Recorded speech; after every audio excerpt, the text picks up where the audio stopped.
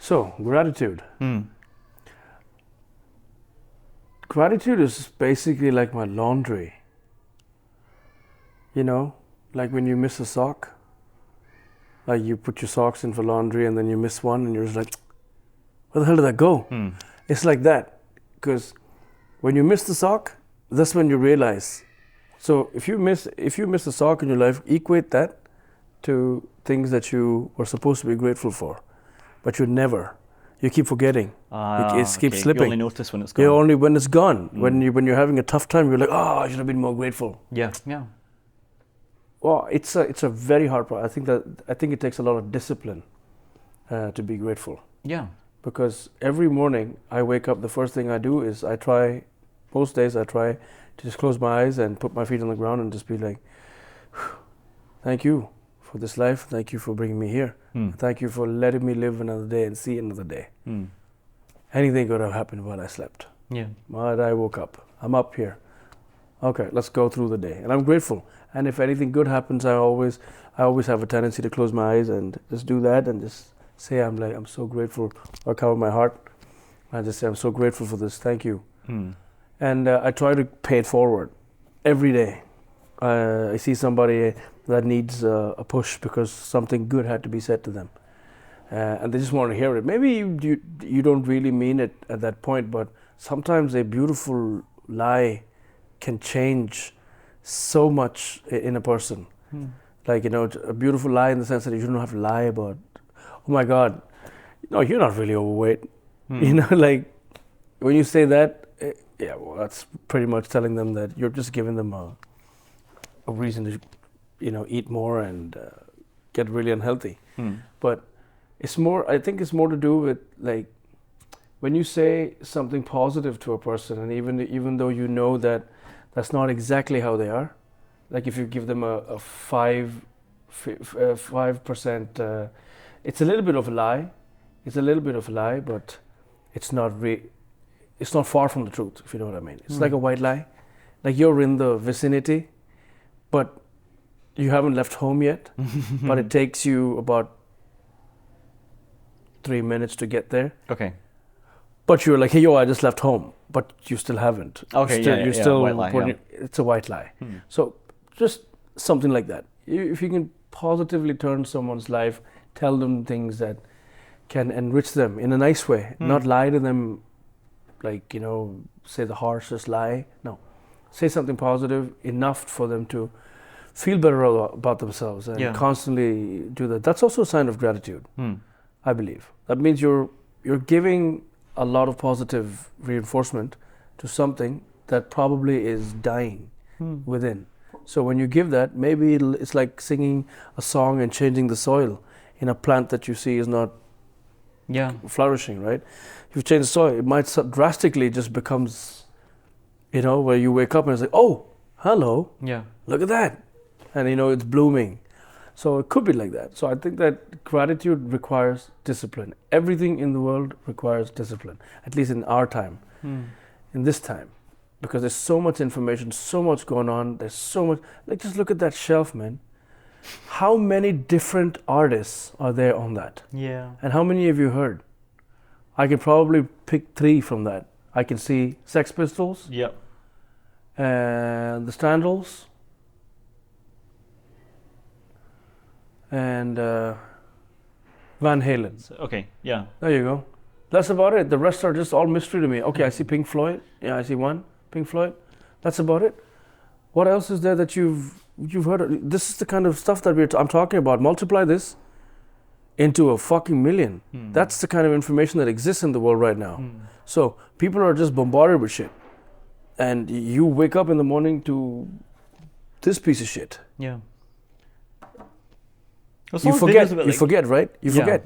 Like every morning I wake up and I'm grateful, I'm gratitude. But this morning I woke up with a fucking phone call. Oh shit, hello? Dangerous. Yo, what's up? Oh yeah, I gotta go. Okay. Gratitude out the window. Maybe the next day I went out the same night, I had a few drinks, got home, slept, woke up with a hangover, worried about the hangover first without being grateful for the fact that I woke up from a hangover. So maybe start with that. But I think it's discipline. I think it's all to do with disciplining the monkey head. Yeah. Stop. Like just every day, this has to be the regiment. So that's why I try to go training now. You know, I feel a lot more calmer after I train. Like I don't feel like I'm, all over the place. I feel like I'm much more Nice. zen. Yeah. So it helps my head, helps my physical side of it. It helps my general holistic well-being, I think. What do you think about gratitude? Well, why I wanted to bring up, I can repeat the point in case I cut it between episodes, but we had the Truth in It screening some years ago, and then this year we've had Mr. Sleepy screening already, and then we'll have another one on Friday. So I never thought I would be able to make a feature film, like something that would hold somebody's attention for that length of time. That was my goal. I never thought I'd be able to make it so fast in 2020. Now we're screening 2 this, like within the same month. It's just a crazy speed and a testament to the community that we've built, the number of dedicated people that we've managed to draw in and pull out and display their talents, right? And just the amount you have to learn to make something that looks consistently that good. And yet I feel like exactly the same guy. That's the problem, is that, well, it's not a problem, it's just an observation that I think I must be a very ambitious person, and it's tough to be that while also being thankful for what you have, because I'm always so interested in what's going to happen next. And I'm drawn away from, like you always say, you got to stay in the present. I'm always drawn into the future of trying to make new things happen, or try to make things happen quickly, and also pushing myself to my limits every day at the things I care about doing. I'm not going to run a marathon, like, ever, but I might write a big novel because I care about that.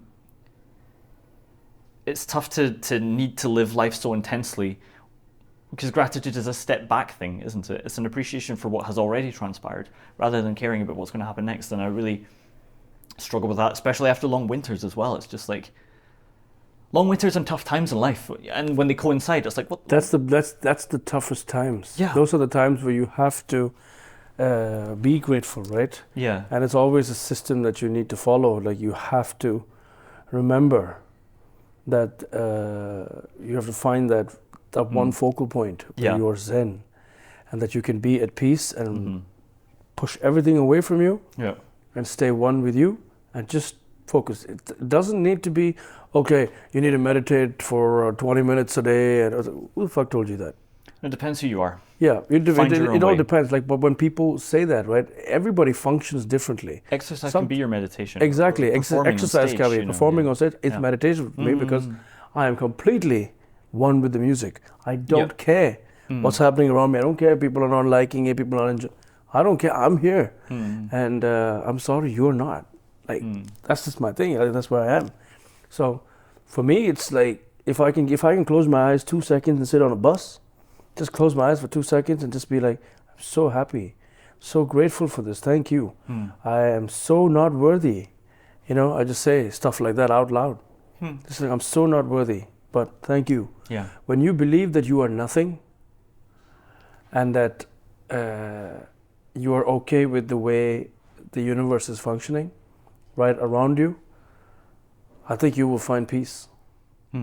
It's about just being still, right? That's why these guys, these sadhus, as we call them, these gurus and stuff, who in India, they go right up in the fucking mountains and they sit away from people, because they understood that when they were surrounded by people and noise, they were sensitive beings. Yep.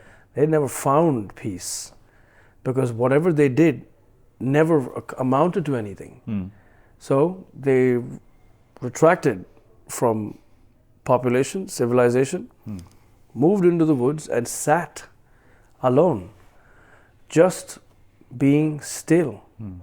And when you see that, they've attained levels of knowledge, levels of wisdom, levels of understanding. They see the system they see the world from a whole new level. And I think that's important to do. Yeah. For most people, especially creative souls. Yeah. I think we struggle the most with it. Gratitude. Because we are so in touch with the creative side that we forget that we put too much pressure because somebody else has told you that you need to apply that pressure for you to be successful.